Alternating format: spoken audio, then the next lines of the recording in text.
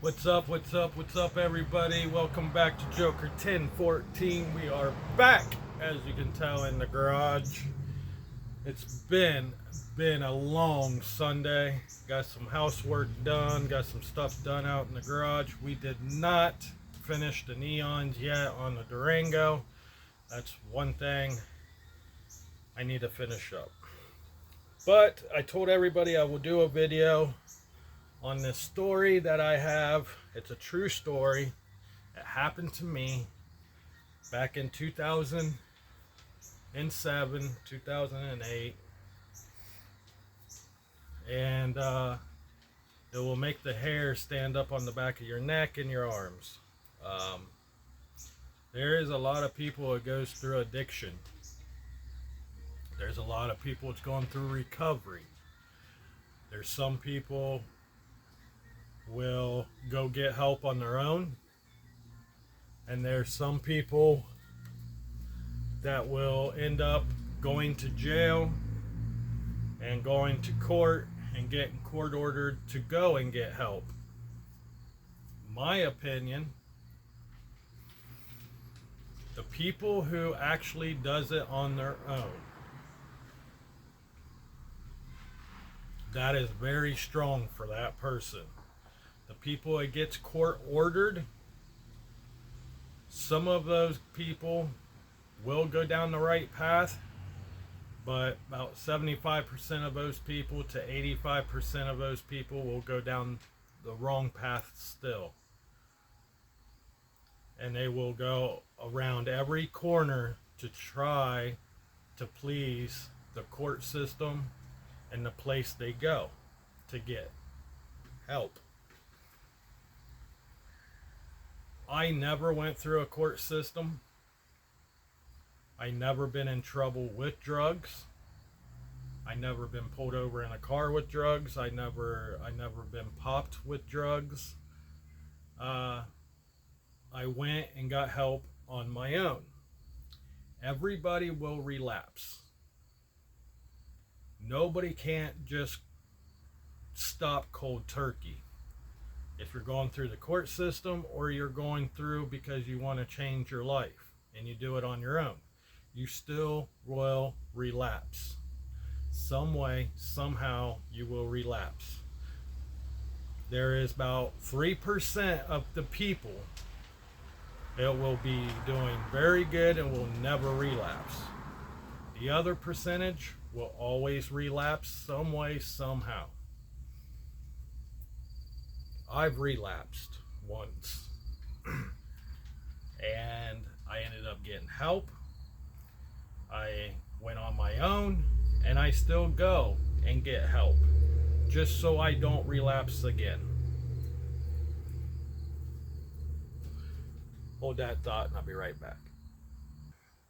Alright guys, I'm back. Sorry, I had to pull the garage door shut a little bit because there was too much noise, and plus my dog's outside and too much glare, and he kept on getting my attention. So everybody will go through relapse. Some people are strong enough to not relapse, and some people will relapse. And there's a very small percentage of the people who won't relapse, and I give a lot of props to those people because that means you're really, really strong. Back in 2000, the end of 2006, the beginning of 2007, I got introduced to a drug called heroin. They call it, that I know of, they call it heroin. They call it the H. They call it black powder. They call it the black tar. There's 4 different ways. There's probably more ways, but me personally, those are the 4 ways I know how to say it. The street terms of it. So back in 2000, the beginning of 2007, the end of 2006, I worked at a restaurant in my little hometown.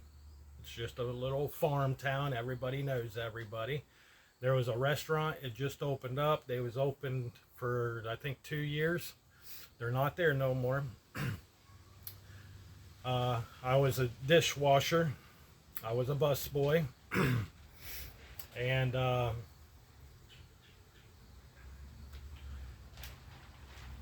at the time, at the time, I had a daughter. I only had one kid. Um, that's my oldest kid, my oldest daughter. Um, Me and her mom separated. We separated, and she was the type of person, and she still is the type of person that will put you down and put you down and put you down and put you down. I was working at this restaurant for 3 months until someone came to me and like said they do heroin. There was like everybody at work there pretty much did heroin. Even the owner, I think, did heroin. And I heard of it, but I never seen it. I never knew what it did to you or anything. So I ended up, I think I'm starting to catch a cold.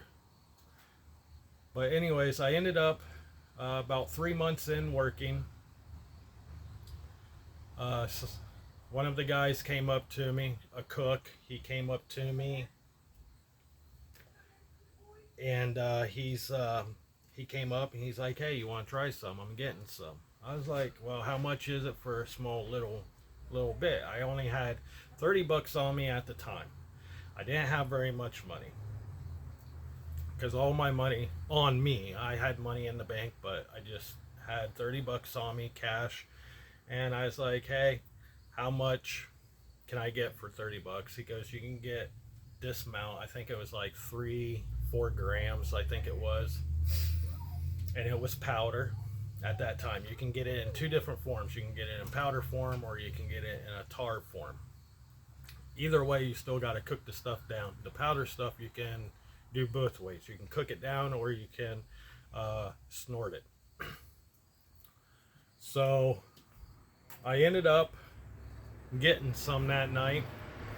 I think it was, if I remember right, it was in the evening. I ended up getting it right before we closed, about 3 hours before we closed. I always pulled a double shift. I always went in at 5 o'clock in the morning and worked until 9:30, 10 o'clock in the morning, go home and sit down, relax, and came back in around 2 o'clock in the afternoon. And then I would work until close. So I always pulled a double shift. Well, I was tired, and because I was working this shift for a while now, and I was getting tired, I was wearing myself out, and I was dealing with my kid's mom at the time, and she kept on putting me down and not letting me see my kid, but telling everybody that, oh, he don't want to see his kids, blah blah blah. But technically she's telling me and my mom that she don't want me to have my kid on the weekends and throughout the week when I have the days off. So I just worked. That's all what I did. I worked, went home, worked, went home. I didn't go out, I didn't do anything. So when I got introduced to this and got my stuff that night, I went to the bathroom and I snorted some. And that's when I became addicted to heroin. Clear up until 2008. The beginning of 2008. About the beginning of 2008. I can't tell you what month it was. I just know it was 2008. So I ended up doing it, and nobody wouldn't let me do it by a needle. They just, oh no, we're not going to pressure you into doing it by the needle and all that stuff. One night I was at work.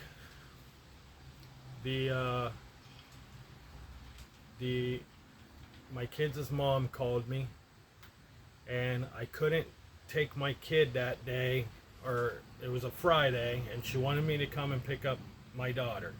And I couldn't make it up there to pick my daughter up because I was at work. So I told her she had to wait until I got off work around 9:30, 10 o'clock. I could leave and go get her.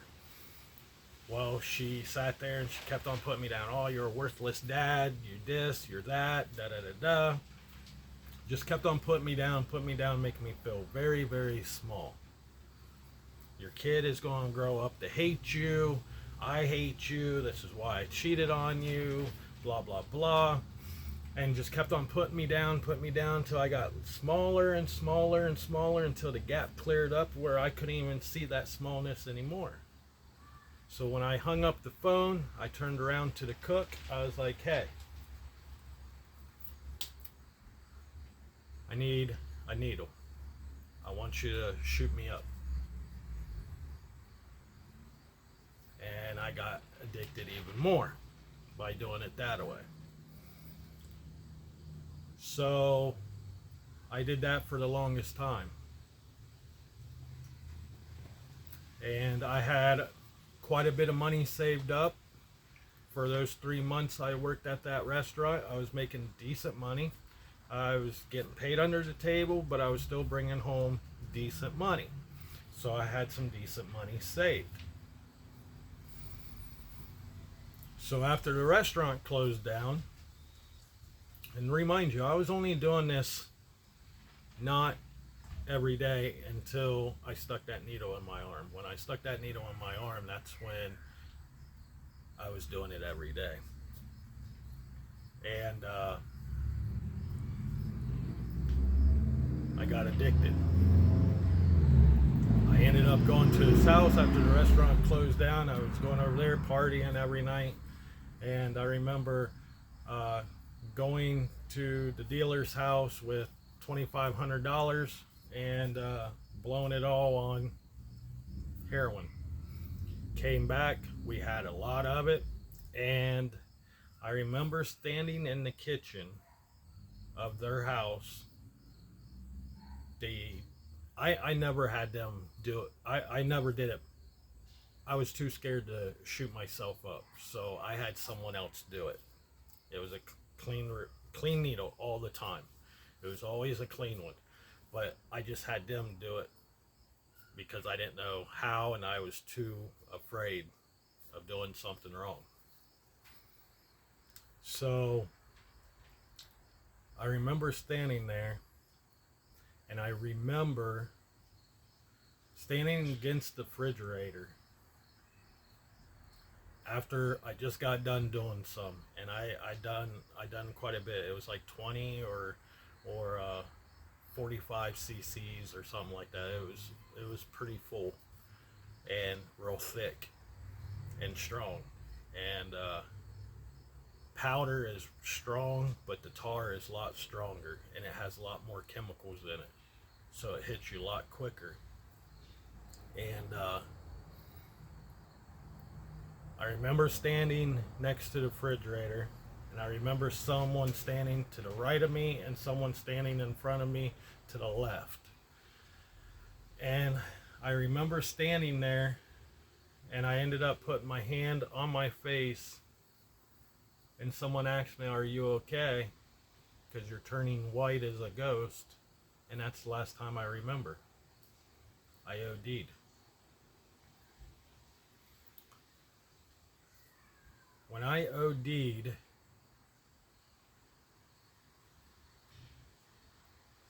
everything like was coming at me, and I was pretty much dying. And I was in this tunnel, and anytime I tell anybody this story, everybody's like, "Yeah, right, whatever, blah blah blah, you're lying." No, I'm dead serious. The only way you're ever going to see this is if you're dying. And remind you, I had a daughter. And remind you, I had my kid's mom. And I was always hoping to get back with her so I can have a family. When I was dying, I was in this tunnel. It was a tunnel. And in this tunnel, it was almost like a train tunnel.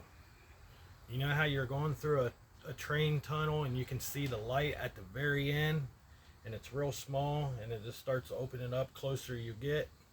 That's how it was. But this tunnel had TVs, all the way around it, almost like Willy Wonka and the Chocolate Factory, the first one, the first one that was ever made. Remember how they're going through the tunnel and there's flashes going everywhere?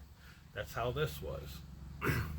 I was going down and I'm walking and I can see my daughter being born. I can see her being born, I can see her turning 1, I can see her turning 2, and I can see my girlfriend, my kid's mom, being there. And then I go down a little farther, then I can see us breaking up, and I can see my daughter getting hurt because daddy's not there no more. And then I ended up getting farther down, then I can see me and my daughter's mom getting married. I can see the wedding. I can see our new house. I can see a baby. And I know it's a boy, but I just can't see its face. And then I can see the future a little bit farther while we was married and stuff. Everything's going good. And then I'm getting closer to the end of this tunnel, and I can see a hand at the end of the tunnel in the light. And then I can see me doing drugs. I can see me sticking that needle in my arm and stuff like that. And I can still see this hand in this tunnel where the light is. And I get closer and remind you, too, my mom's mom passed away in 91 of cancer. So when I got closer, I can see this lady in a dress, but I can't really see her face. And I'm still turning around and looking at these screens like, holy crap, this is me. This is where I'm at, and this is what happened when my daughter was born, and this is me getting married. This is my future, this is my past, this is my present. Holy shit, like this is crazy. And I got close enough to the light where I felt someone push on my chest like they wouldn't let me come into the light. And here I think, and I'm not 100% positive because I couldn't see their face, but I really think it was my mom's mom, my grandma, trying to give me that one more chance. And all of a sudden I heard, it's not your time yet. You need to go home. Go home and make your life better. And all of a sudden I heard that, and I felt right here, and I can still feel it today. I felt my grandma, I'm 100% positive it was my grandma, pushing on my chest, telling me to go home. And I remember feeling that, and I remember all of a sudden I woke up. And when I woke up, I was in a bathtub filled with ice, and I had someone sticking their finger down in my throat, pretty much trying to get me to come back to life. And they said my face, my lips were purple. They said pretty much I was just pretty much almost dead. And all of a sudden I just gasped for air. And I remember when I woke up, when I had that person's finger down in my throat, and to this day, that person still has my teeth marks on their finger. I bit pretty hard where she was bleeding.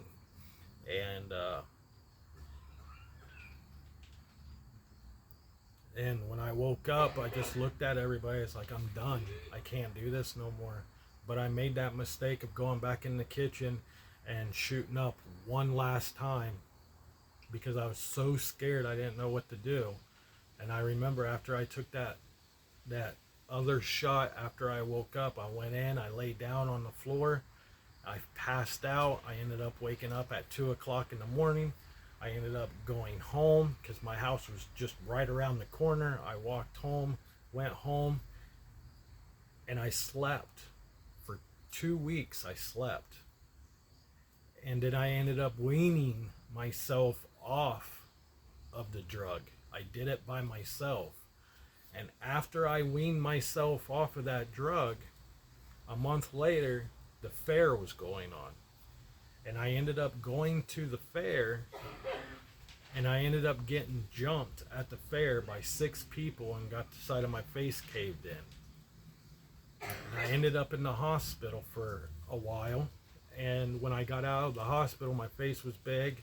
And then my kid's mom came and see me because I had my sister call and tell her, hey, this is what happened to him and blah, blah, blah. He can't take his daughter tonight this weekend because he don't want to see he didn't want his daughter to see what he looked like. And she thought I was lying about it. So she ended up coming down. She ended up coming down and seeing me, and we ended up getting back together. And this is the crazy spot. Everything I told you what happened in that tunnel, when I moved, me and her bought a house. Me and her got married. Me and her had a baby boy. That's that face that I could not see, and I knew it was a boy, but it was a face that I could not see. We ended up having a baby boy. And then it went good, clear up until 2011. I went through my divorce in 2011. Everything I seen in that tunnel, it happened in real life. My daughter got older. I watched her grow up. My son, I got to watch him be born and grow up. We ended up getting married and was married for a while. We bought a house. Everything was happening what happened in this tunnel. After I went through my divorce, remember how I said at the beginning of the video, everybody happens to relapse? I ended up having surgery. After I went through my divorce and everything, I had kidney stones, and I ended up getting prescribed pain pills, and I got addicted to pain pills. I relapsed. Then after my relapse, I realized I was doing something wrong and I need to straighten up my life. And I ended up getting with a girl who I'm currently with today, and I ended up getting, not with her, but I ended up running a tow truck, ended up staying up all night, and went from doing pain pills to meth. And I did meth for a short period of time, and then I realized once she found out I was doing that, I about got kicked out of my home, about lost my home, I about lost everything. And I about went through the same situation I did, and I didn't want to go through that, so I went and got help. And today I have been clean for 5+ years. And I have not touched a drug. I've relapsed once. Not for a very long time, but just for a short period of time, I relapsed. And I don't want to OD ever again. Because when you go through that tunnel, you think it's never going to happen. Oh, I'm never going to die, or I'm never going to get close to death. You will. It could be in a car accident. It could be off of drugs. It could be an accidental death, but you can get close to that. And if your purpose is to be on earth, they're going to stop you from coming into that light, like it happened to me. And I am so glad that God and my grandma gave me that opportunity to try to turn my life around. It might have took me the second time screwing up, but I didn't go that far the second time like I did with the first time. That's why I said in my video a while back that everybody makes mistakes. But that don't mean we're all on drugs. And if you know someone, it needs help, and they want help, but they don't know how to come to you for help, there are certain ways to see certain things that someone's trying to reach out to you for so they can get help. Just remember that. And if you see those key words or those key signs, take them up on it. They want help from you, so you try to go and get them help. Some of them will, some of them won't. They won't want help until they're ready for it. And I'm hoping this story that I just told you all, I hope it saves a life later on down the road. It might save a life tomorrow. It might save a life 3 years from now, 2 months from now. And I never told this story except to, I think, 2 people. Now I'm telling the whole world because I'm ready to tell my story. It's a very hard story to tell. It's a very scary story.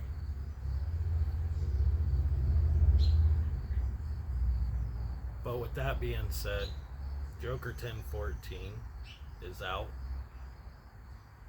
I love you guys. Thank you for the subscribes. Thank you for the views. Thank you for watching my videos. And always remember, stay true to yourself and don't let anybody put you down or push you into something. I don't care if you're having a bad day. I don't care if someone keeps calling you a name every day to make that gap come closer and closer where you can't see that gap no more.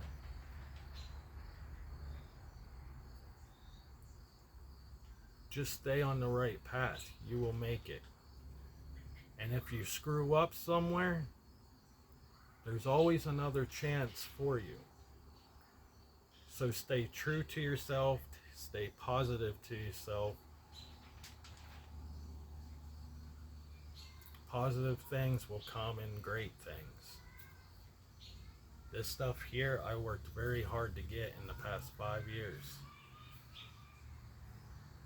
And I'm almost there to complete my life. And I would love to tell this story again someday. But with that being said, much love. Stay positive. Joker 1014 is out.